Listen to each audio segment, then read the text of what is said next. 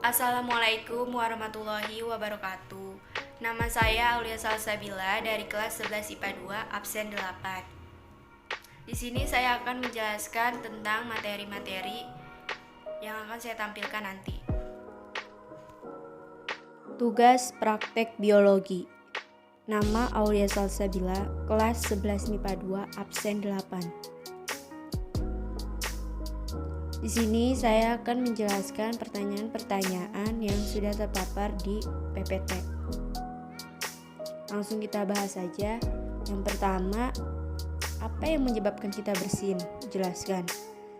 Nah, bersin disebabkan karena masuknya debu dan kotoran, namun masih ada beberapa hal lain yang menyebabkan kamu bersin seperti infeksi saluran pernapasan bagian akibat virus flu sering menjadi penyebab kamu mengalami bersin-bersin. Hal ini terjadi saat daya tahan tubuh kamu sedang lemah. Melansir dari headline, ada lebih dari 200 virus yang dapat menyebabkan flu. Kedua, alergi. Alergi terjadi karena tubuh merespon adanya organisme asing yang masuk ke dalam tubuh melalui hidung. Saat tubuh berada pada kondisi normal, daya tahan tubuh memberikan perlindungan sepenuhnya bagi tubuh dengan melawan semua organisme berbahaya tadi. Biasanya, alergi yang berkaitan dengan bersin disebabkan karena debu, serbuk bunga, atau asap. 3. Sensitif terhadap sinar matahari. Meskipun jarang terjadi, beberapa orang mengalami bersin akibat dari paparan sinar matahari. Hal ini terjadi akibat tubuh yang terlalu sensitif pada cahaya. Kondisi inilah yang membuat orang cenderung melihat ke arah cahaya matahari saat hidung terasa gatal, tetapi bersin tidak bisa keluar. Kedua, sebutkan atau jelaskan 5 kelainan pada sistem pernapasan manusia. Gangguan-gangguan yang terjadi pada sistem pernapasan manusia meliputi pertama flu. Flu yaitu gangguan pada saluran pernapasan yang disebabkan oleh infeksi virus yang menyerang hidung, tenggorokan, dan paru-paru. Gejala gangguan flu meliputi sakit kepala, pilek, demam, hidung tersumbat. Flu dapat menular kepada orang di sekitarnya apabila tidak sengaja terkena percikan air liur di udara yang dikeluarkan ketika bersin. 2. Asma. Asma yaitu gangguan pada saluran pernapasan yang biasanya terjadi karena peradangan dan penyempitan saluran pernapasan, sehingga menyebabkan sesak atau sulit bernapas. Asma dapat diakibatkan oleh asap rokok, udara dingin, bulu binatang, infeksi virus, dan sebagainya. 3. Bronkitis. Bronkitis adalah gangguan pada saluran utama pernapasan atau bronkus. Bronkus adalah saluran yang berfungsi untuk membawa udara dari luar menuju paru-paru. Gejala yang sering timbul yaitu batuk yang disertai sesak napas dan sakit tenggorokan. Bronkitis dapat diakibatkan oleh infeksi virus. Rokok aktif lebih rentan terkena gangguan bronkitis ini. Yang keempat, pneumonia. Pneumonia adalah gangguan pada saluran pernapasan yang biasanya terjadi pada kantong-kantong udara di salah satu atau kedua paru-paru yang terinfeksi. Gejala yang sering timbul meliputi sesak napas, batuk berdahak, demam, atau menggigil. Penyebab terjadinya pneumonia yaitu bakteri, virus, dan jamur. 5. Kanker paru-paru. Kanker paru-paru adalah gangguan pada saluran pernapasan yang terjadi ketika sel kanker mulai terbentuk di paru-paru. Sebagian besar penderitanya diakibatkan dari kebiasaan merokok. Gejala penderita kanker paru-paru ini adalah batuk, nyeri dada, penurunan berat badan, dan sesak napas. Ketiga, dalam sehari-hari kita bernapas dengan pernapasan dada atau pernapasan perut. Jelaskan.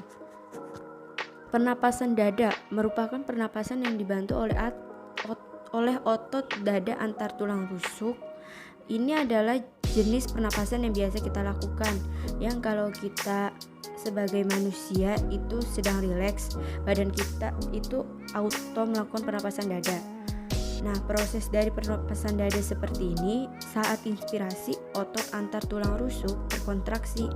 Hal ini membuat volume rongga dada terisi oleh udara. Alhasil rongga dada membesar. Saat ekspirasi, otot antar tulang rusuk relaksasi. Coba kamu menghembuskan napas. Otot antar tulang rusuknya terasa santai kan? Di saat ini karena udara-udara keluar, volume rongga dada mengecil. Nah, dorong perut kamu ke dalam perlahan-lahan sambil menekan napas. Jangan gunakan pernapasan dada lagi. Di saat ini otot diafragma kamu berkontraksi sehingga membuat diafragma dalam keadaan datar. Volume rongga dada kamu pun membesar. Sekarang hembuskan napas. Kamu akan merasakan otot diafragma merelaksasi yang membuatnya melengkung ke rongga dada. Volume rongga dada kamu pun mengecil. 4. Jelaskan pengaruh rokok terhadap kesehatan pernapasan manusia. Nah, efek dari perokok yang paling pertama merusak organ tubuh akibat asap rokok adalah paru-paru.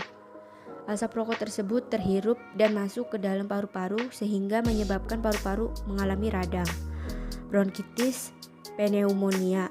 Belum lagi bahaya dari zat nikotin yang menyebabkan kerusakan sel-sel dalam organ paru-paru yang bisa berakibat fatal, yaitu kanker paru-paru. 5. Zat-zat apakah yang terdapat dalam rokok? Jelaskan bahayanya. Pertama itu ada zat nikotin, merupakan bahan yang membuat rokok menjadi adiktif. Senyawa ini adalah racun dalam rokok yang juga digunakan sebagai salah satu komponen pembuat racun serangga. Sehingga senyawa beracun ini dapat membuat perokok ketagihan dalam waktu singkat atau kecanduan ya. Nah, kedua, itu aseton. Aseton adalah zat kimia yang terkandung dalam cairan pembersih kuteks.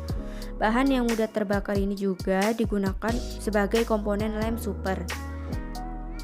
Aseton sebenarnya juga dihasilkan oleh tubuh saat memecah lemak dan dapat dikeluarkan melalui urin atau napas. Tapi, jika kadar aseton dalam tubuh berlebihan, maka akan berdampak negatif. Gejala awal jika tubuh terpapar dengan aseton adalah sakit kepala, badan lemas, pusing, mual, muntah, serta iritasi hidung, mata, tenggorokan, dan kulit. 3. Amonia. Amonia merupakan zat beracun yang merupakan komponen dari bahan pembersih, pemutih, dan deodoran. Dalam rokok, amonia berfungsi untuk meningkatkan kerja nikotin sehingga memiliki efek kecanduan lebih besar. Keempat, arsen. Arsen ialah bahan kimia beracun yang terdapat di logam, tanah, dan biasanya dimanfaatkan sebagai racun tikus. Senyawa berbahaya ini juga diketahui berkontribusi terhadap kanker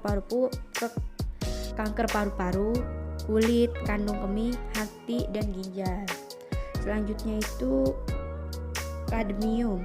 Kadmium adalah bahan yang terkandung dalam batu baterai. Senyawa ini juga digunakan dalam pembuatan plastik, kain, dan logam. Terpapar kadmium secara terus-menerus dapat membuat senyawa ini menumpuk dan merusak jaringan paru-paru.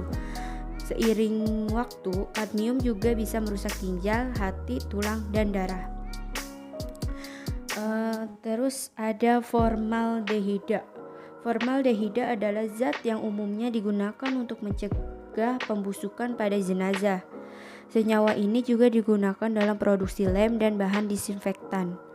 Menghirup senyawa racun dalam rokok yang satu ini dapat menyebabkan iritasi pada sel dan saluran pernapasan. Selain itu, formaldehida juga beresiko menyebabkan kanker pada hidung, trakea, hingga darah. Selanjutnya tar. Tar merupakan senyawa berbahaya yang dimanfaatkan sebagai bahan dasar aspal jalanan. Semakin lama rokok terbakar, semakin tinggi pula kandungan tar yang bisa masuk ke dalam tubuh. Tar merupakan senyawa yang menyebabkan gigi perokok berwarna coklat. Senyawa ini juga bisa menyebabkan penyakit paru obstruktif kronis dan kanker paru-paru. Sekian video penjelasan dari saya. Kurang lebihnya mohon dimaafkan. Terima kasih.